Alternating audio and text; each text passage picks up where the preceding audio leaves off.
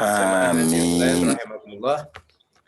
Sekarang kita akan masuk kepada kajian inti yang akan disampaikan oleh Bapak Haji Muhammad Ridho Hisham, SH. Beliau adalah pembina Lembaga Dakwah dan Pendidikan Al-Quran LDPQ Yogyakarta yang akan membawakan tema nilai-nilai karakter pada kisah di dalam Al-Quran.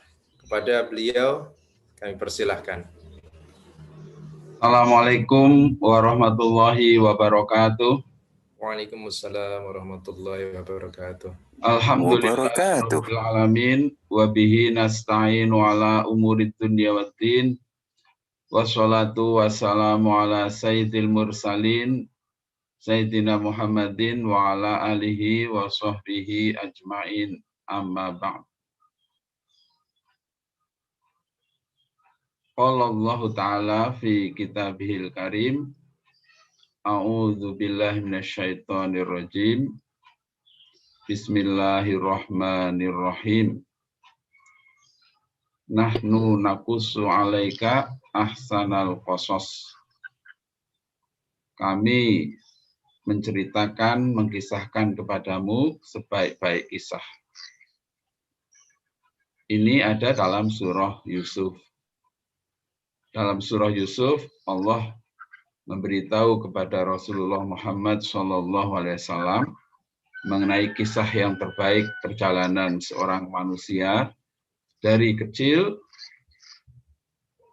bersama dalam lingkungan keluarga, lalu mengalami musibah penderitaan akibat perlakuan saudara-saudaranya, sampai kemudian menjadi budak, lalu kemudian difitnah dan kemudian masuk penjara, sampai akhirnya Allah membebaskannya melalui wahyu yang diberikan kepadanya, mukjizat yang diberikan kepadanya, yaitu mampu mentakwil mimpi dan akhirnya menjadi orang yang sangat berpengaruh, menjadi orang yang penting dalam sebuah negara, yaitu menjadi semacam Perdana Menteri atau menteri yang mengurus masalah ekonomi, masalah pangan dan sebagainya di Mesir.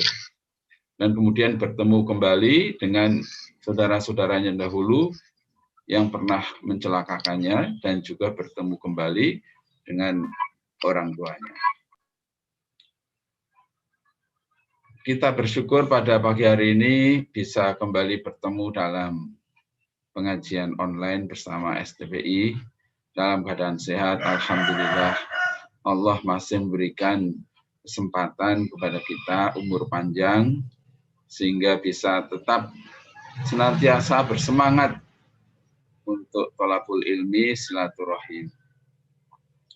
Pada kali ini saya mengucapkan terima kasih kepada STPI Bina Insan Mulia yang memberi kesempatan yang kedua kalinya untuk hadir dalam Zoom meeting pengajian online. Semoga apa yang akan saya sampaikan nanti menjadikan renungan, refleksi, dan juga pelajaran yang berharga yang tentu diambil dari Al-Quranul Karim, dan kalau ada kesempatan waktunya juga dari Al-Hadis dan sebagainya. Di sini hadir para pakar, para doktor, ya, para akademisi, dan juga para aktivis penggerak pendidikan. Semoga bisa juga memberikan tambahan informasi, pengetahuan, masukan, sehingga suasana pengajian ini menjadi hidup, menjadi gayeng. Baiklah, saudara-saudara sekalian yang saya hormati, setelah kita bersyukur pada Allah, tidak lupa sholawat dan salam semoga tercurah, terlimpah pada junjungan kita, Nabi Agung Muhammad Sallallahu Alaihi Wasallam, beserta keluarganya, para sahabatnya, dan juga kita semua sebagai orang yang mencintainya dan menghidupkan sunnah-sunnahnya. mengingatkan sabda Rasulullah Sallallahu Alaihi Wasallam, man ahabba sunnati faqad ahabbani wa man ahabbani kana ma'i fil jannati. Barang siapa yang mencintai sunnahku, sungguh dia telah mencintaiku, dan barang siapa yang mencintaiku, dia akan bersamaku di dalam surga. Kemudian juga hadis yang lain, almar'u ma'aman ahabba, seseorang akan bersama orang yang dia cintai. Saudara-saudara sekalian, saya mulai kisahnya dari kisah Adam alaihissalam yang pertama kali disebutkan di dalam Al-Quran surah Al-Baqarah ayat 30 sampai dengan ayat 39. Di mana Allah memberitahukan kepada Nabi kita Muhammad SAW akan adanya seorang yang kemudian Allah berkehendak menjadikannya sebagai khalifah, menjadi pengganti atau menjadi pemimpin yang bertugas untuk memakmurkan kehidupan di muka bumi setelah sebelumnya ada makhluk yang membuat kerusakan dan mengalirkan darah atau melakukan pembunuhan, ya, sebagaimana disebutkan oleh para malaikat ketika mereka diberitahukan oleh Allah akan menjadikan seorang khalifah. Khalifah itu sendiri dari kata khalafa yang artinya mengganti. Maka pengganti Rasulullah disebut dengan khalifah. Tapi khalifah adalah menggantikan kepemimpinan atau pemerintahan, sehingga khalifah itu bisa diartikan pemimpin. Kalau dalam konteks sekarang bisa menjadi raja, presiden, dan sebagainya. Tetapi yang pasti bahwa mereka mengemban tugas kenegaraan pemerintahan. Maka Nabi Muhammad tidak disebut dengan khalifah, gitu. Karena beliau langsung menerima wahyu, bukan menggantikan Nabi sebelumnya, karena sebelumnya sudah jauh sekali, ya, dan ajarannya sudah menyimpang dari ajaran tauhid yang diberikan Allah melalui para rasul-rasulnya sejak zaman Nabi Nuh. Jadi penggantinya Rasulullah adalah khalifah. Khalifah Abu Bakar, kemudian digantikan oleh khalifah Umar dan sebagainya. Allah berfirman, A'udzubillahi minasyaitonirrajim, wa iz qala rabbuka lil malaikati inni ja'ilun fil ardi khalifah. Qalu ataj'alu fiha may yufsidu fiha wa yasfiku dima wa nahnu nusabbihu bihamdika wa nuqaddisu lak. Qala inni a'lamu ma la ta'lam. Ini kisah yang pertama, yaitu kisah Adam. Dalam kisah ini kita bisa mengambil pelajaran. Yang pertama adalah pentingnya dialog, pentingnya komunikasi. Sebelum Allah menciptakan khalifah yang kemudian tafsirnya adalah Adam, sebagaimana disebut juga dalam surah An-Nisa ayat 1, ya, min nafsi wahidah, yaitu Adam, atau dalam surah Al-Hujurat ayat 13, yaitu Adam juga. Ya. Allah menyampaikannya kepada malaikat. Makhluk yang akan diciptakan ini, kalau kita analisis, yang pertama Allah telah menciptakan malaikat. Karena malaikat ini adalah makhluk yang selalu taat, ya, tidak pernah bermaksiat, artinya tidak ada potensi keburukan padanya. Sebagaimana disebut di dalam surah At-Tahrim, ya, ayat 6. La ya'suna ma amarohum. Allah menciptakan malaikat yang mereka ini tidak pernah menentang. Kalau dikatakan ataj'alu fiha ma yufsidu fiha wa yasfiku dima, apakah engkau hendak menciptakan di dalam kehidupan dunia ini orang yang membuat kerusakan dan menumpahkan darah? Itu bukan penentangan, atau itu bukan protes bahasa kita.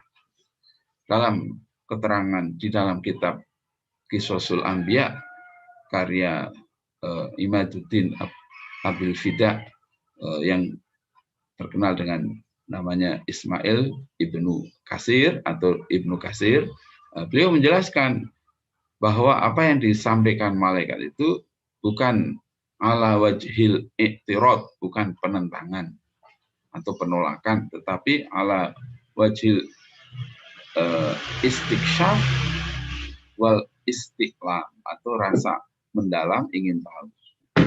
Jadi malaikat itu ingin tahu mengapa Allah akan menjadikan makhluk yang berpotensi melakukan kerusakan atau pembunuhan. Nah, kemudian Allah juga sebelumnya telah menciptakan iblis. Tentang penciptaan iblis kan disebutkan juga dalam surah Al-A'raf ayat 12. Ma manaka alla tasjuda idz amartuka qala ana khairu minhu khalaqtani min nari wa khalaqtahu min tin. Ini sifat iblis yang menonjol, yaitu sombong. Apa yang menghalangi engkau untuk bersujud menghormat dia Adam ketika aku perintahkan engkau? Maka iblis menjawab, aku lebih baik dari dia. Engkau ciptakan aku dari api dan engkau ciptakan dia Adam dari tanah. Jadi Allah telah menciptakan makhluk yang juga mempunyai potensi buruk, tidak ada kebaikannya. Selalu menentang terus. Dan yang belum Allah ciptakan adalah makhluk yang berbeda, yang mempunyai dua potensi sekaligus, yaitu potensi fitrah, kesucian, sebagaimana para malaikat, dan potensi kemaksiatan, sebagaimana iblis, yang kemudian disebut dengan manusia. Jadi manusia itu diberi oleh Allah akal. Akal ini kalau digunakan sesuai dengan petunjuk wahyu akan menjadi malaikat, kira-kira seperti itu. Menjadi orang yang baik, bahkan melebihi itu. Tetapi kalau dia tidak menggunakannya, sebaliknya menggunakan al-hawa atau hawa nafsu dan mengikuti setan atau mengikuti langkah setan, maka dia bisa lebih buruk lagi daripada iblis. Karena iblis memang tidak bisa baik, tidak diciptakan untuk menjadi baik. Saudara sekalian, mengenai pelajaran dialog ini penting. Ini Allah kepada malaikatnya. Allah menyampaikan maksudnya. Aku hendak menjadikan khalifah di muka. Dan dialog itu terus berlangsung sampai ayat 39, kemudian berganti tema pada ayat 40. Juga di dalam surah As-Saffat atau surah ke-39, antara Ibrahim alaihissalam sebagai seorang ayah dengan putranya, itu Ismail, yang kala itu masih beranjak remaja, masih belum dewasa secara umur, tetapi sudah dewasa secara karakter. Karakter yang dimaksud adalah kepribadian. Kepribadian yang muncul dari sebuah keyakinan, cara pandang, di mana Ismail itu konon usianya baru sekitar 12 tahun, itu sudah mempunyai sifat atau kepribadian yang unggul. Dan kepribadian unggul ini biasanya dialami orang-orang yang sudah dewasa atau bahkan sudah menjadi orang tua, yaitu kesabaran. Kita bisa membacanya mulai dari ayat 101 sampai dengan ayat 114. Ini diawali dengan doanya Nabi Ibrahim. Rabbi habli minas shalihin fabasyarnahu bi ghulamin halim. Falamma balagha ma'u sa'ya qala ya bunayya inni ara fil manami anni azbahuka fanzur madza tara. Qala ya abatif almatu marusatajiduni insyaallah minas sabirin. Ila akhiril ayat. Sampai wa fadainahu bidzibhin adzim. Salamun ala Ibrahim dan seterusnya. Nabi Ibrahim berdoa, ya Allah, ya Tuhanku, anugerahilah aku keturunan yang soleh. Jadi keturunan yang soleh. Ini poinnya. Sebagaimana doanya Nabi Zakaria, Robbi habli miladunka zurriyatan thayyibah. Keturunan yang baik-baik. Keturunan yang soleh ini penting. Jadi tidak ada nabi yang berdoa agar anak keturunannya menjadi orang kaya, menjadi pejabat dan sebagainya. Tetapi minas sholihin. Minas sholihin itu maksudnya cocok antara perintah Allah, ya, Rasulnya, dan perbuatannya. Itu namanya soleh. Soleh itu artinya cocok. Kalau anak soleh berarti anak ini cocok dengan orang tuanya. Orang tuanya kepinginnya begini, begini, anaknya seperti yang diinginkan orang tuanya. Itulah anak yang soleh. Dalam Al-Quran bahkan disebutkan seorang musyrik berdoa agar anaknya menjadi anak yang soleh, yaitu mengikuti jejak bapaknya, menjadi musyrik. Jadi soleh itu kan artinya cocok. Nah kalau daring seperti ini, ya cocoknya ya baterainya jangan sampai ngedrop gitu. Kalau ngedrop habislah gitu. Itu tidak soleh berarti. Makanya sudah saya siapkan dulu gitu, chargernya. Nah ini mengenai soleh. Nah dialog antara Nabi Ibrahim itu perhatikanlah ya, bagaimana Nabi Ibrahim tidak serta-merta melaksanakan perintah Allah tanpa sebelumnya menyampaikannya kepada putranya. Ini arafil manami anni azbahuka. Aku melihat dalam mimpi, ini artinya wahyu yang diberikan melalui mimpi, bahwa aku diperintah untuk menyembelih engkau. Fanzur madza taro. Perhatikanlah apa pendapatmu. Kira-kira kalau misalnya, ya, tapi ini tidak terjadi. Ya, misalnya Ismail itu, waduh, kok begitu? Oh, ini namanya pembunuhan ini, bertentangan dengan HAM ini, gitu kan? Wah bisa repot itu. Tapi kan ceritanya mulus itu, tidak kontroversi kan. Dan jawabannya bisa ditebak itu karena memang dia adalah seorang keturunan soleh, ya, nabi yang soleh. Ya. Maka jawabannya ya abati, qala ya abati, wahai abahku, abah, abatun kan. Asalnya kan dari abun. Kalau Bu Dokter Umi Faizah mesti tahu itu namanya muzakar dan mu'anas kan. Abun mu'anasnya kan abatun. Abati kan berarti seharusnya menjadi ibuku. Tapi abah itu bapakku ya, abati kan Ibrahim ini bapak. Jadi bapak yang keibuan karena anaknya masih kecil. Jadi ada abun, ada umun kan. Tapi ini tidak umi gitu, tapi ya abadi. Sehingga dalam tradisi orang-orang Habib itu biasanya penyebutannya tidak abi. Kalau abi itu kurang keren lah gitu. Jadi abah gitu. Itu berarti pelajaran bahasa Arabnya lebih tinggi. Mungkin seperti itu. Wallahu a'lam. Jadi ya abatif if'al, kerjakanlah, laksanakanlah. Ma tu'mar. Apa yang engkau telah diperintahkan. Satajiduni insyaallah minas sabirin. Engkau akan mendapati aku insyaallah termasuk orang yang sabar. Saya tidak bisa membayangkan untuk konteks zaman sekarang atau zaman sesudah itu saja. Ya, bagaimana seorang anak sedemikian taatnya kepada ayahnya, bukan karena dia ayahnya, tapi karena ayahnya ini diperintah oleh Tuhan. Jadi mentaati Allah dan Rasul juga. Karena Nabi Ibrahim adalah seorang Rasul. Ini adalah pelajaran yang penting, yaitu berdialog, mengajak bicara, menyampaikan apa yang menjadi kehendaknya. Dan orang tua itu hendaknya juga terbuka ya kepada anak-anaknya. Ini pelajaran bagi diri saya, juga mungkin bagi bapak-bapak, ibu-ibu. Ya, sebenarnya bapak ini sudah mau pensiun. Bagaimana kalau engkau segera menikah? Apa sudah ada calonnya? Nah, gitu kan. Ya, itu kan sama juga itu, dialog gitu.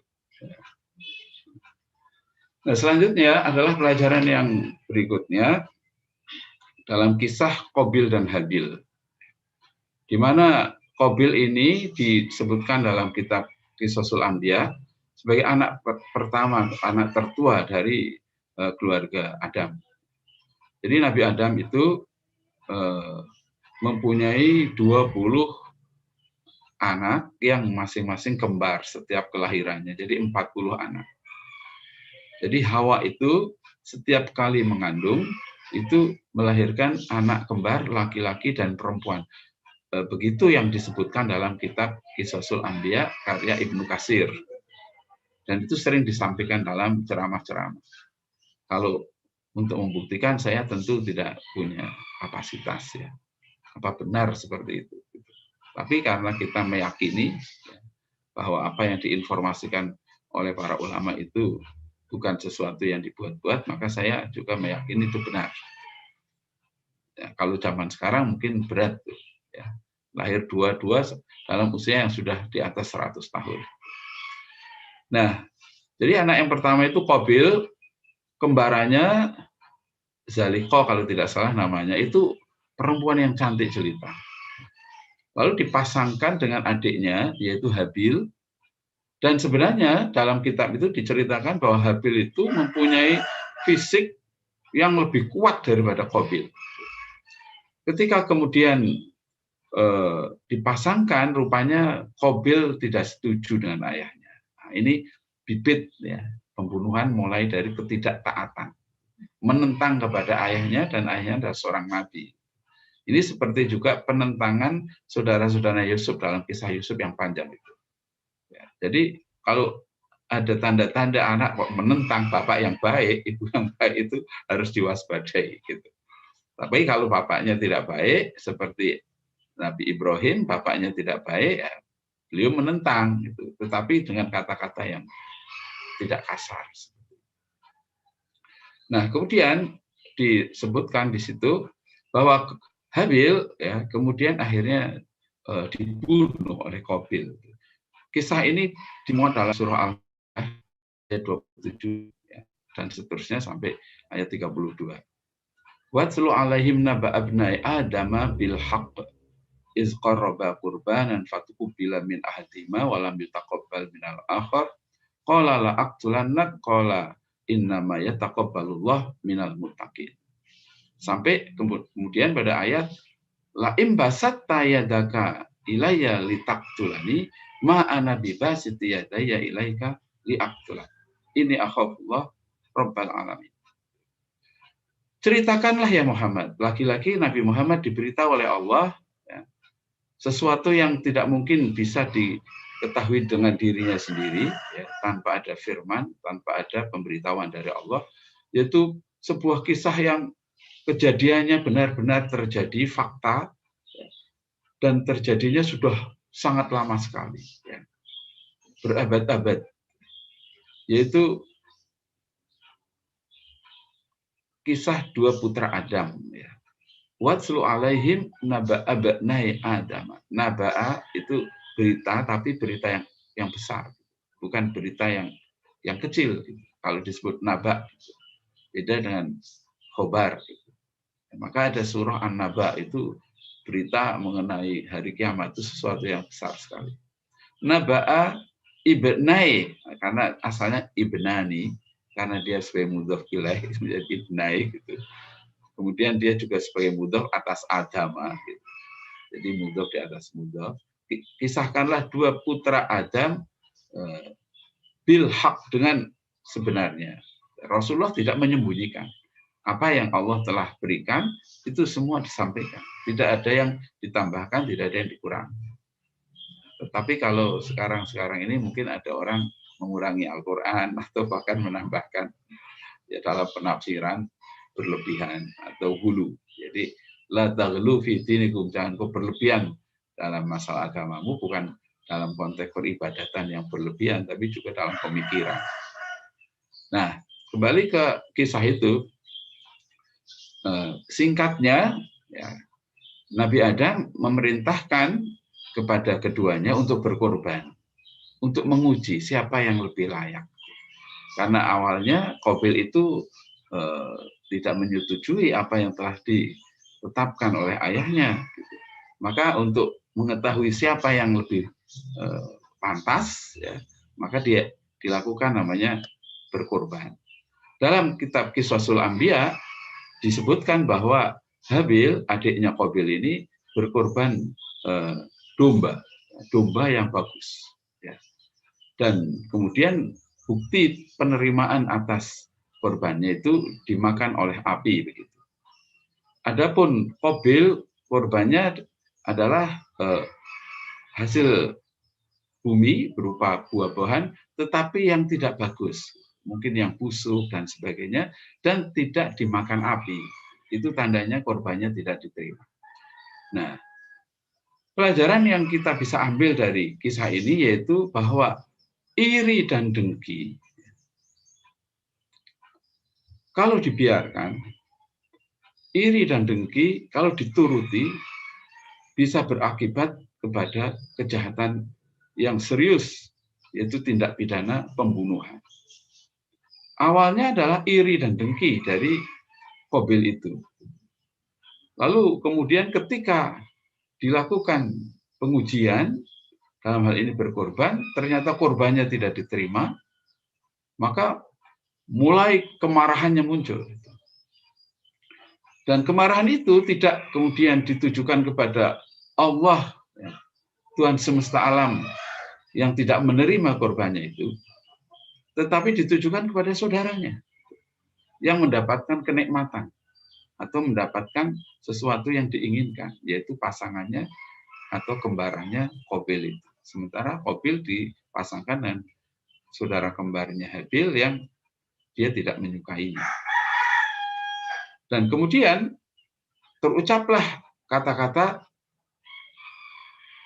la'aktulannak, itu lamnya namanya lamu taukid, nunnya juga namanya nun taukid sakilah, gitu. Seperti la'azidannak, la'in syakartum la'azidannakum, atau walanabluwannakum, seperti dalam Al-Baqarah 155. La'aktulannak itu kalau diartikan sungguh aku pasti akan membunuhmu, untuk mendapatkan istri, yaitu saudaranya sendiri. Kemudian apa yang dikatakan oleh Habil ketika saudaranya mengancam akan membunuhnya?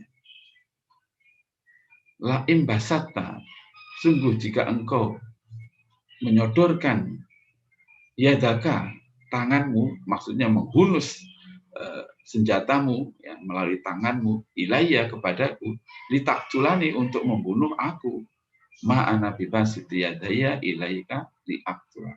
Aku tidak akan menghunuskan senjataku kepadamu untuk membunuhmu. Artinya bahwa sesuatu yang buruk, apalagi itu dilakukan orang dekat, bukan dalam formal resmi seperti dalam peperangan ya, antara yang hak dan yang batil, antara mukmin dengan kafir, maka itu tidak boleh dibalas dengan keburukan. Meskipun dalam Al-Quran sebenarnya juga ada ayat fajaza'u sayyi'atin sayyi'atu misluha.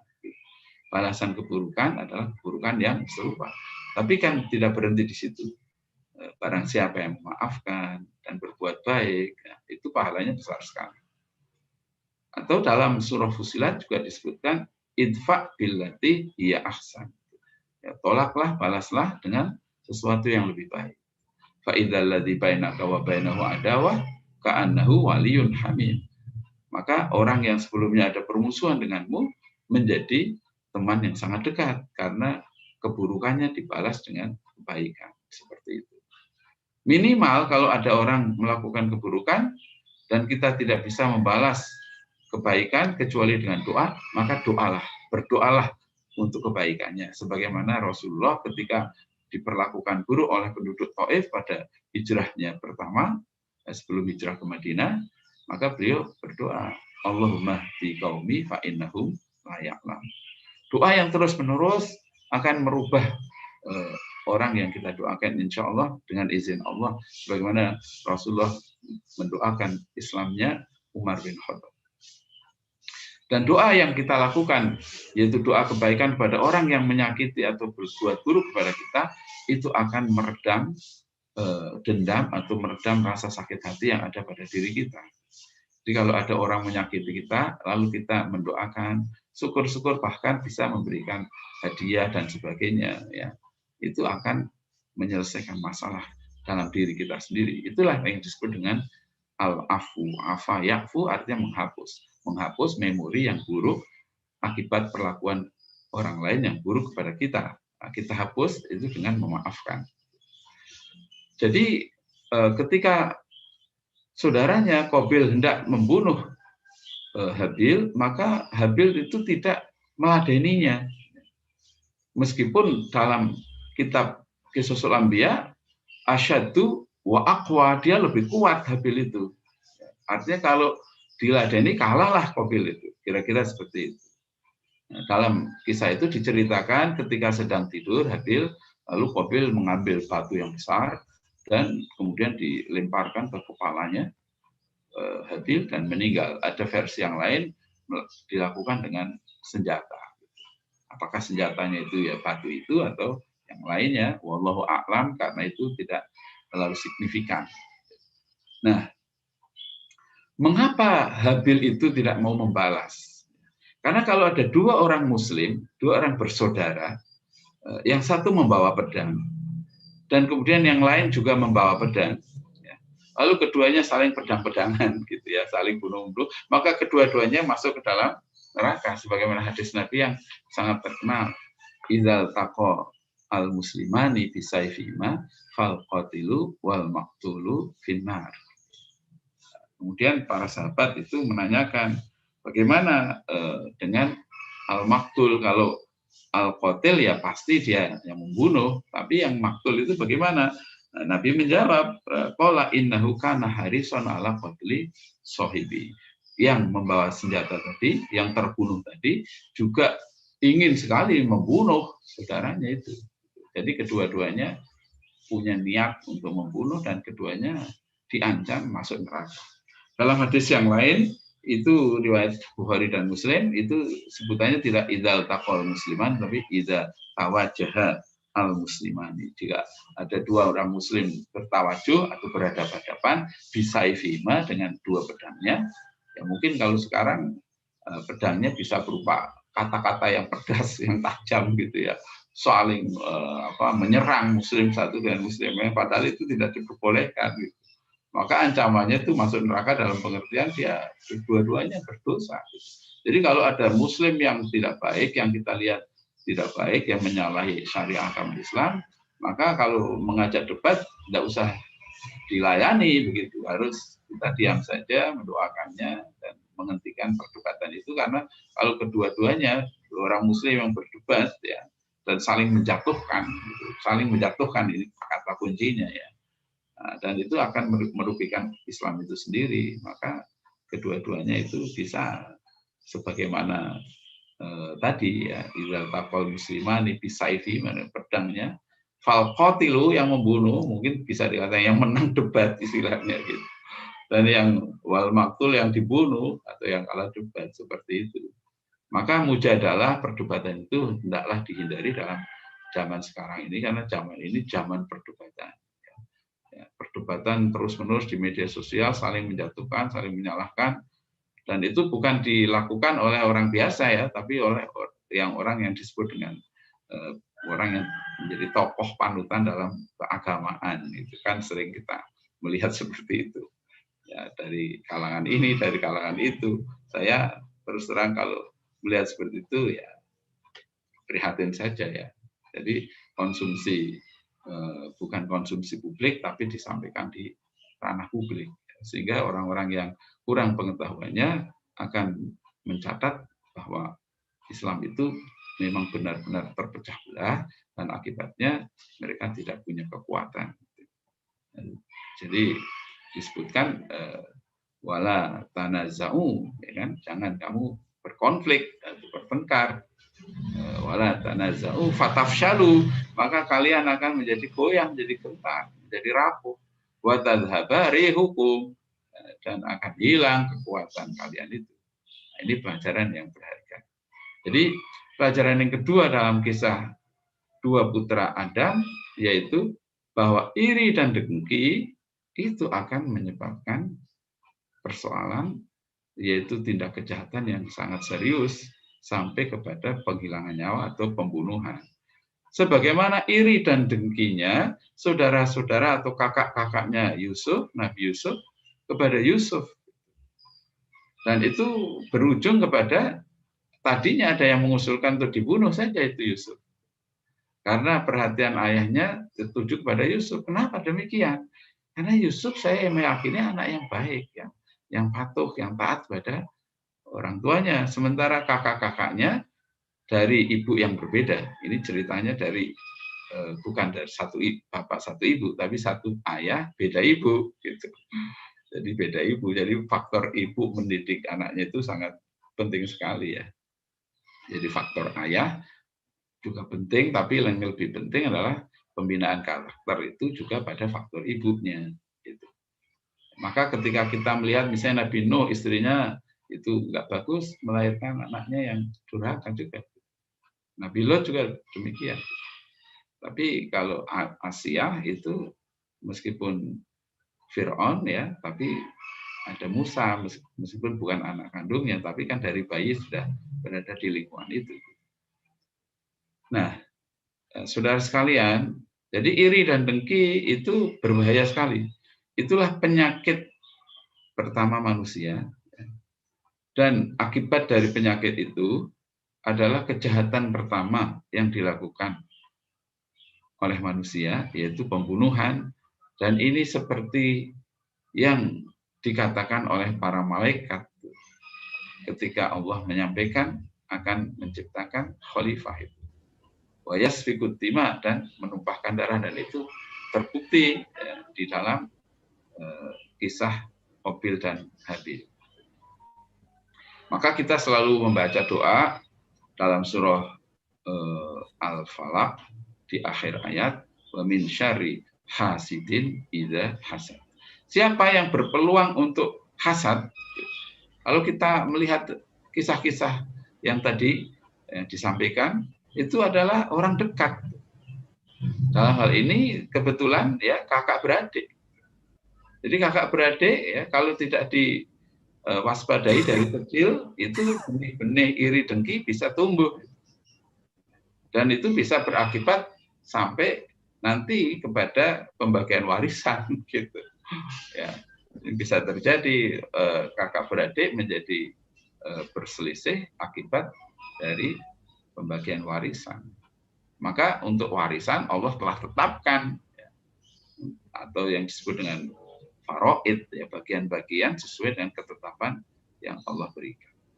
Dan masih banyak lagi kisah-kisah yang lain di dalam Al-Quran dan juga di dalam hadis-hadis Nabi yang sangat penting untuk kita ketahui, dan itu kita tanamkan mestinya kepada anak didik kita, baik anak didik di sekolahan ya, maupun juga di rumah, untuk mempelajari kisah-kisah itu ya. Karena kisah itu adalah metode yang sangat efektif ya untuk menanamkan kepribadian atau watak atau tabiat seorang apabila sering mendengarkan kisah-kisah ya, akan menjadikan karakter yang baik.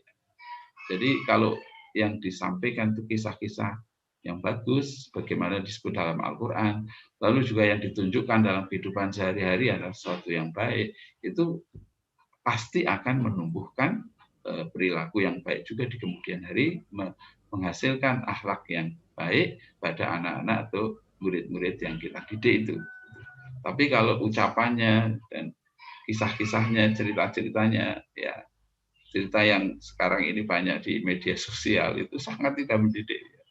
Banyak kisah-kisah para artis dan sebagainya, ya, misalnya perceraian dan sebagainya, itu bisa kemudian tanpa disadari menjadi satu nilai yang kemudian hari orang-orang itu terus menganggap hal yang biasa saja, namanya perceraian. Seperti itu. Matur nuwun atas simaknya. Ya. Mungkin sampai di sini dulu ya. Saya nggak pandai bercerita ya. Ini cerita dalam Quran yang saya baca dalam Qisasul Anbiya. Wallahu a'lam ya.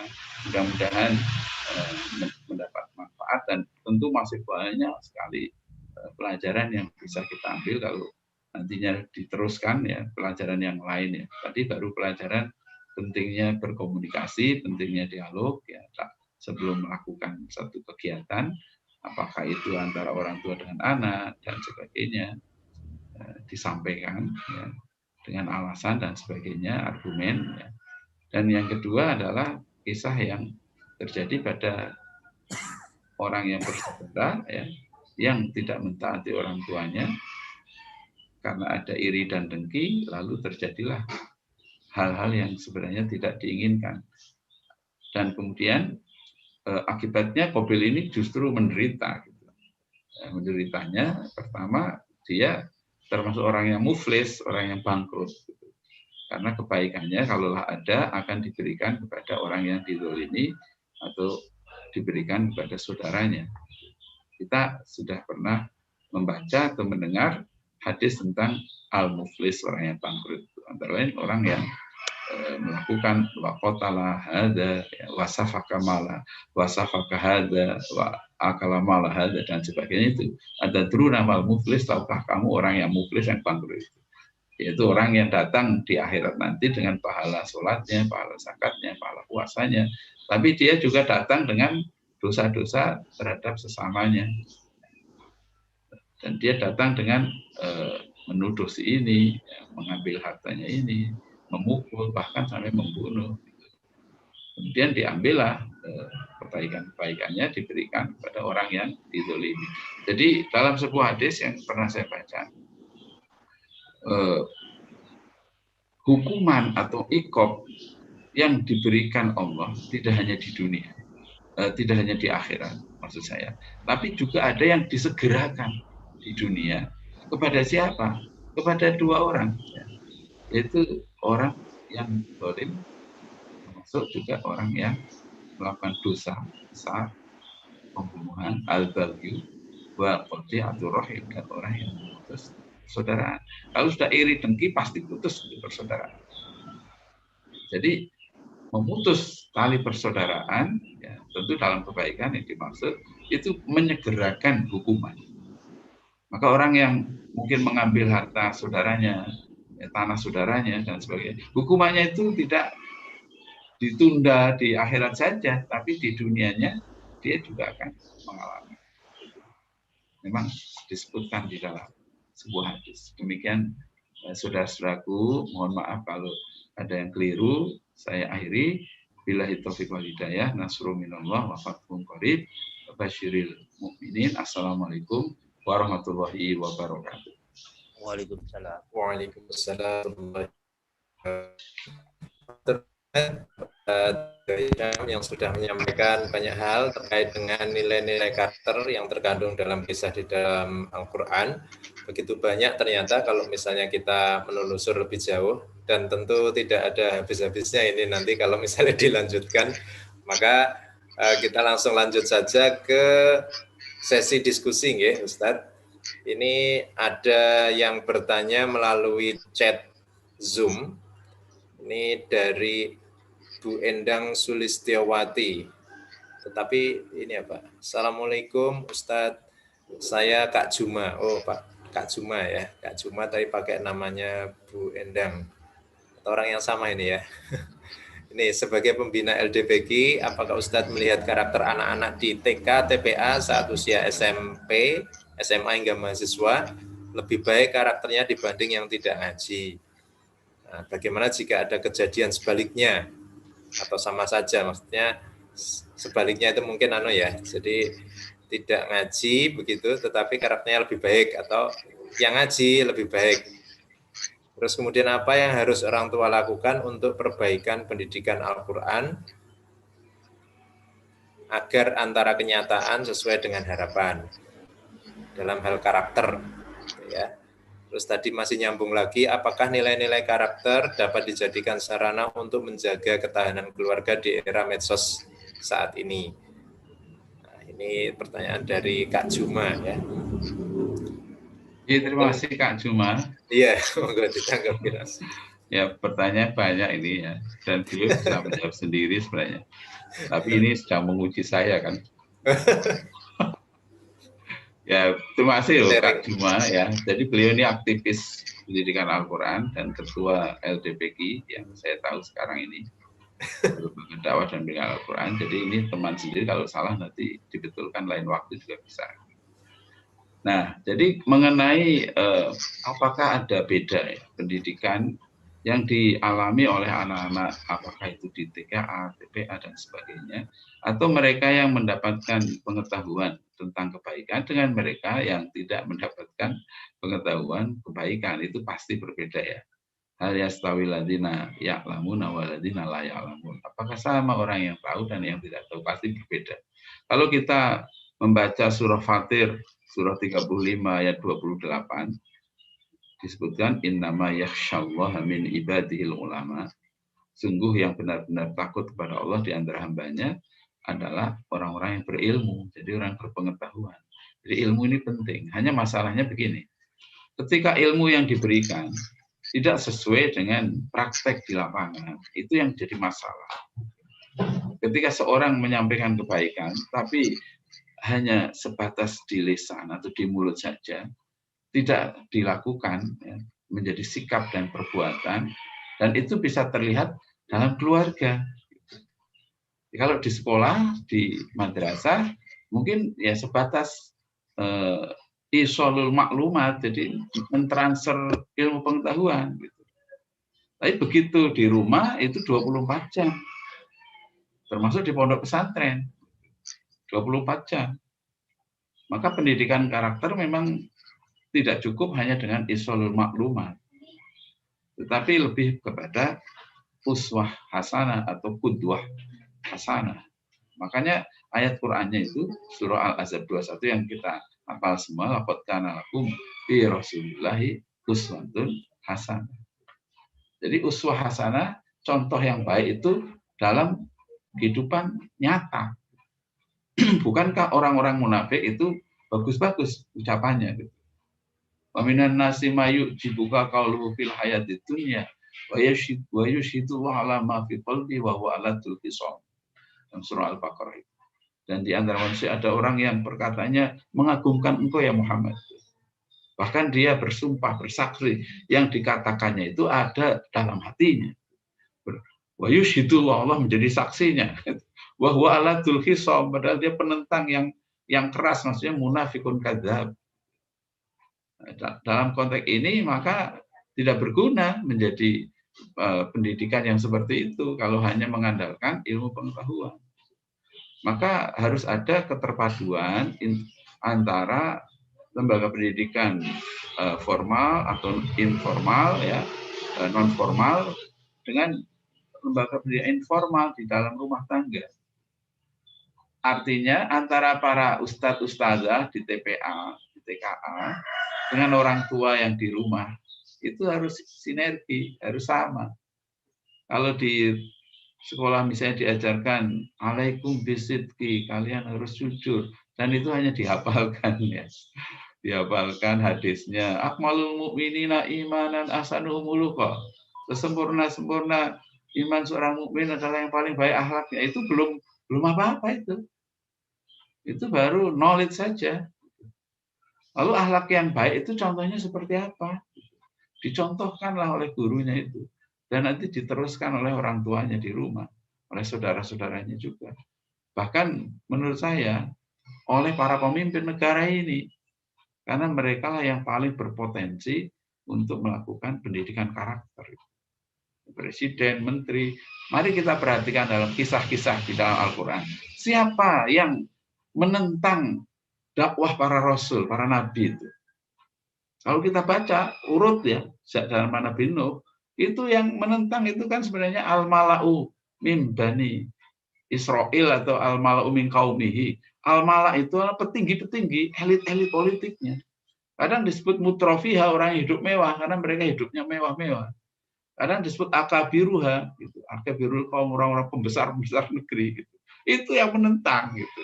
Maka kalau sebuah negeri, ya, para pembesarnya, para pemimpinnya, para pejabat tingginya, memberikan keteladanan, sikap yang baik, ya, jujur, tidak melakukan namanya manipulasi, rekayasa kasus. Dan rekayasa kasus sudah terjadi pada zaman dahulu. Zaman Nabi Musa sudah ada kisah orang yang dibunuh, lalu yang membunuh justru menuduh orang lain yang membunuh, dan sebagainya.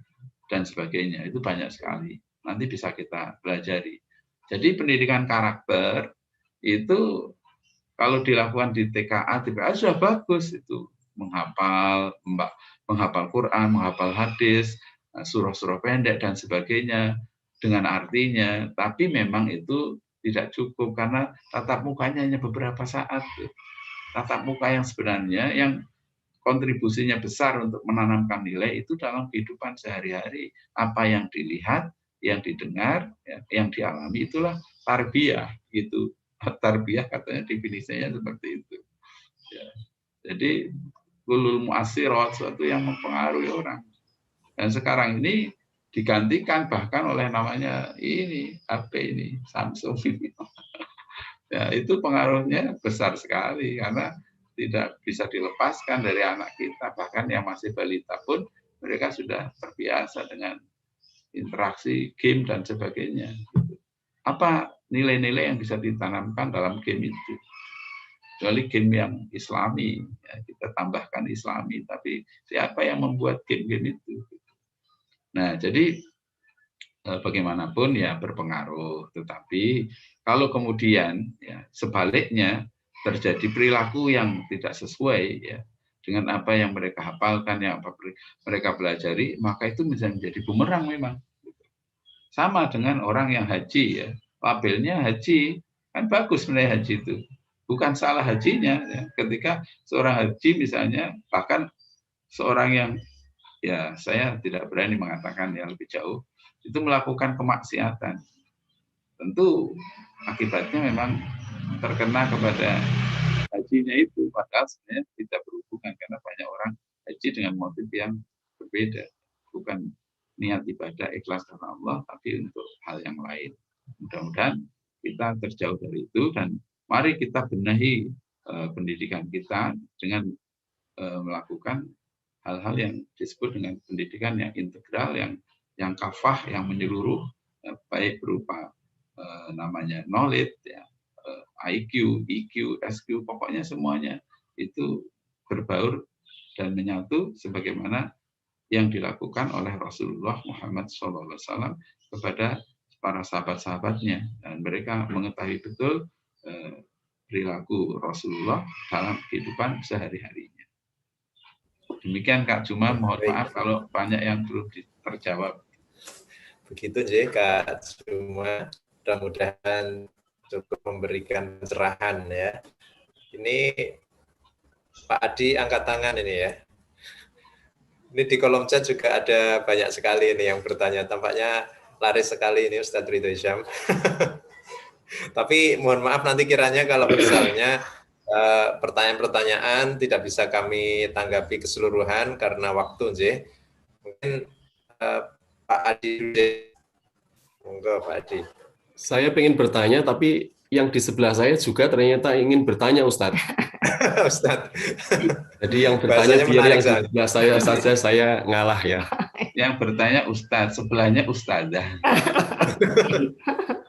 Yang ditanya orang biasa aja ini. Monggo Bu Umi. Terima kasih. Assalamualaikum warahmatullahi wabarakatuh. Waalaikumsalam. Terima kasih sekali Ustadz Ridho Hisyam. Materi yang sangat menarik dan memang saya rasakan semakin Al-Quran itu dikaji memang selalu ada sesuatu yang pasti terasa terbaharui begitu, termasuk pengetahuannya. Ini tadi juga ada yang komen baru tahu makna anak soleh itu cocok gitu ya. Selama ini baik gitu aja mungkin ya. Ini terkait dengan kisah-kisah dalam Al-Quran yang juga metodenya gitu ya, metode pengkisahan, metode bercerita itu memang kita yakini bersama bahwasannya ini satu metode yang sangat efektif untuk menumbuhkan karakter, menguatkan karakter seperti itu. Dan sebenarnya memang ternyata makin kita belajar Al-Quran itu ada sesuatu yang nilai-nilai karakter yang itu seharusnya kita tanamkan pada putra-putri kita. Ini terkait dengan metode karakter yang manfaatnya memang sangat besar, termasuk membangun keintiman antara anak dan orang tuanya. Ini orang meyakini, bukan meyakini ya, orang banyak menganggap bahwa ini efektif pada saat masih anak-anak. Padahal kalau saya melihat metode bercerita itu sesungguhnya menarik di semua usia. Buktinya ini kalau Ustadz Ridho bercerita ini kita semuanya sangat tertarik ini untuk mendengarkan ya.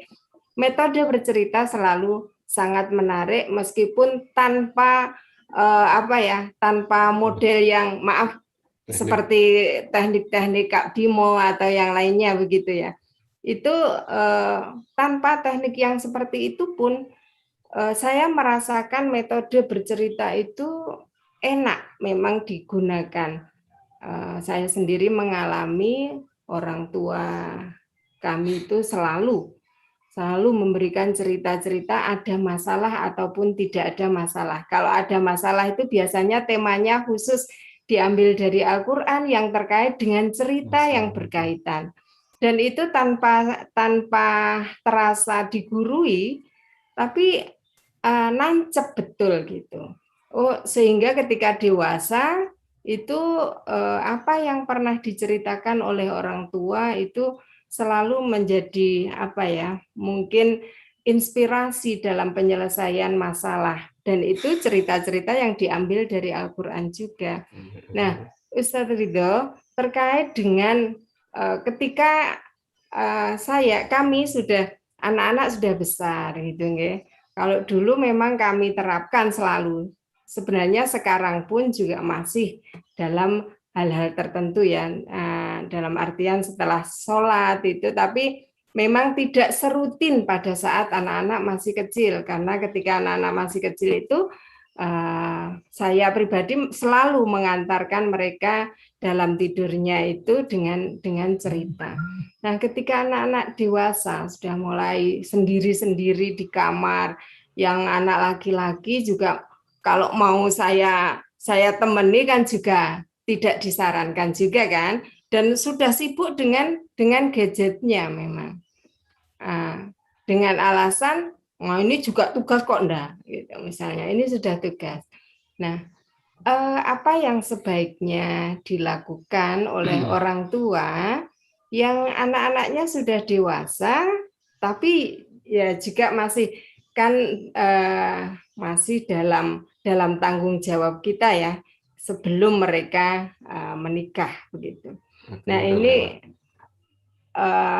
saya ingin sharing dari Ustadz Ridho terkait dengan metode ataupun biasanya bagaimana sharing yang dilakukan pada saat anak-anak yang sudah dewasa. Terima kasih. Baik, terima kasih Bu Umi yang sudah memberikan pertanyaan. Jadi bisa langsung ditanggapi, mohon ya Ustadz Ridho. Terima kasih Bu Umi. Ini lebih berat dari yang tadi ya pertanyaannya. Kalau yang tadi bisa tak karang-karang. Ya, pertanyaan Kak Juma itu ya. Kalau ini menyangkut diri saya juga gitu. Jadi anak saya sudah besar-besar, lalu kita sering juga ingin tahu bagaimana ya bisa berdialog dengan anak-anak ya, dalam keadaan terbuka, tidak ada yang ditutupi. Ya. Saya kira memang itu problem hampir semua orang tua. Antara lain bagaimana orang tua itu ingin anaknya menikah, anaknya belum ingin menikah. Gitu. Itu kan jadi problem itu. Sementara yang lain sudah pada punya cucu, kita masih berdoa. Gitu. Misalnya seperti itu. Dan itu sensitif kadang ya. Kenapa? Karena orang tua mungkin tidak pernah berbicara secara terbuka hal-hal yang sensitif tadi sejak kecil.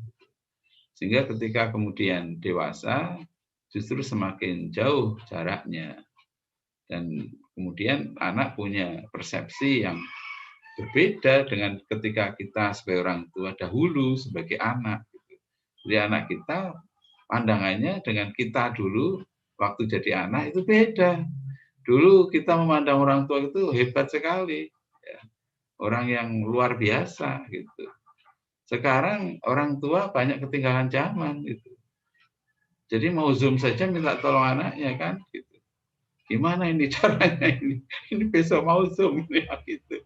Tidak mandiri orang tua, sehingga lama-kelamaan anak-anak itu mungkin melihat orang tua, ya sudahlah, ini warisan masa lalu yang zaman sudah berubah, zaman gadget, zaman teknologi informasi sudah berkembang sedemikian rupa.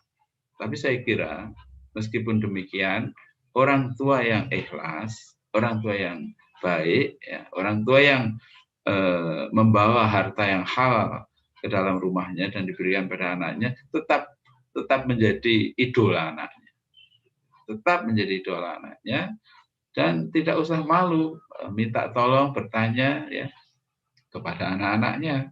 Anak-anak tetap akan menghormati orang tua, karena penghormatan itu bukan pada keterampilan teknologi, tetapi pada sikap dan perilaku orang tua yang bisa menjadi teladan. Nah, dalam hal ini, maka keteladanan dalam ibadah itu keunggulan orang tua.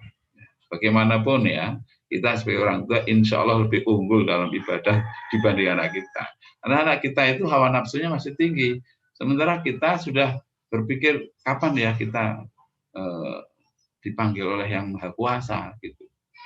Karena usia sudah semakin lansia. Gitu. Orang yang semakin tua itu kan pikirannya bagaimana beribadah yang lebih banyak, bagaimana beramal yang lebih banyak untuk sangu, untuk bekalnya dia, sudah enggak lagi mikir mencari pekerjaan kan.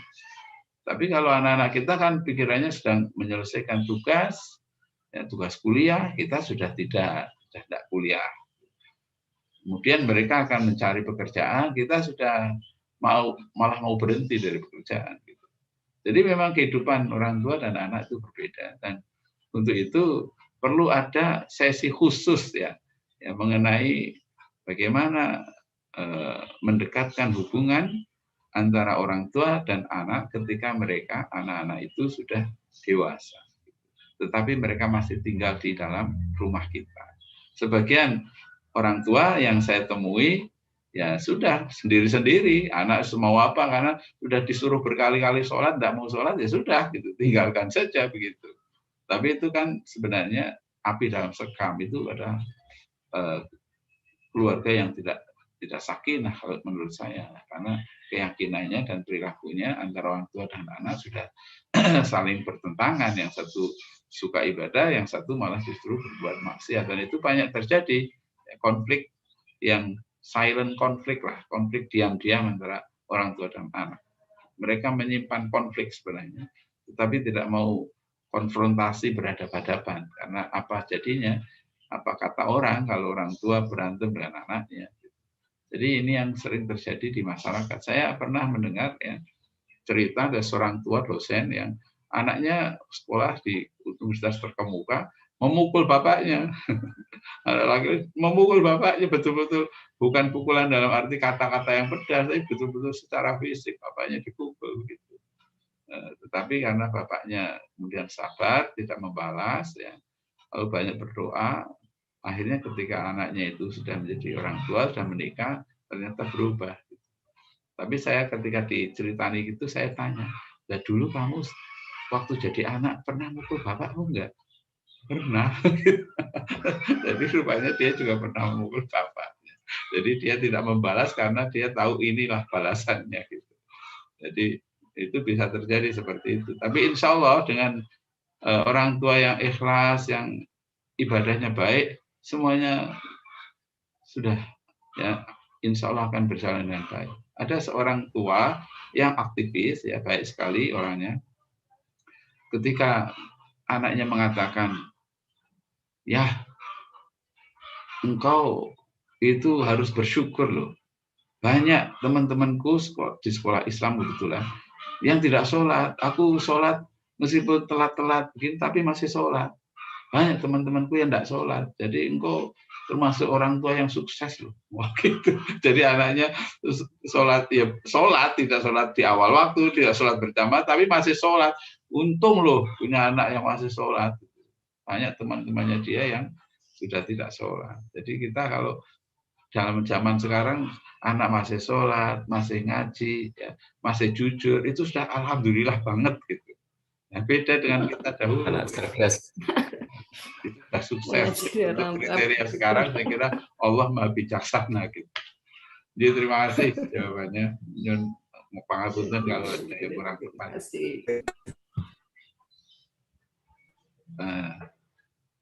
Demikianlah yang bisa saya sampaikan. Mohon maaf. Mudah-mudahan lain waktu bisa berjumpa kembali, bukan sebagai apa itu namanya narasumber, tapi sebagai peserta. Insya Allah.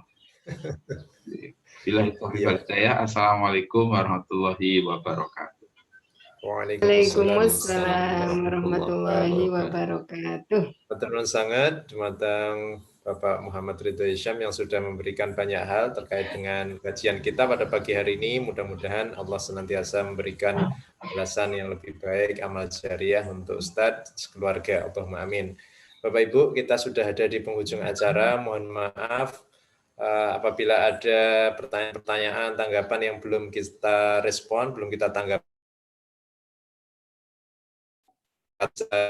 Kita sambung lagi dalam keadaan mudah-mudahan juga senantiasa sehat walafiat.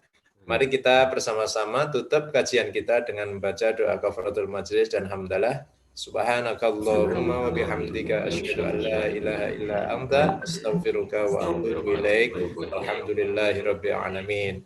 Sekali lagi terima kasih kepada Ustadz Ridho Hisham, ngapunten sangat. Juga kepada para jamaah, matur nuwun sangat atas kerawuhannya. Insya Allah kita jumpa lagi Ahad depan. Assalamualaikum warahmatullahi wabarakatuh.